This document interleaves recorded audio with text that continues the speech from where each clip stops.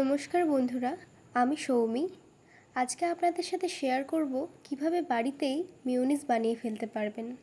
এই ভিডিওটা না দেখলে কিন্তু আপনারা বুঝতেই পারবেন না যে মেয়োনিজ বানানো কতটা সহজ। তো চলুন রেসিপিটা দেখে নেওয়া যাক।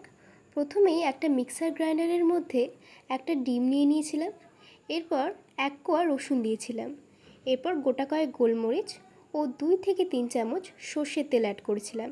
এবার সবটাকে ভালো করে গ্রাইন্ড করলাম। দেখুন, এরপর আমি আরও একবার তেল অ্যাড করে দিচ্ছি আর কিছুটা গ্রাইন্ড করে নেব। বন্ধুরা, এইভাবে কিন্তু আপনাদের 3 থেকে 4 বার মতো তেল অ্যাড করতে হবে আর গ্রাইন্ড করে যেতে হবে।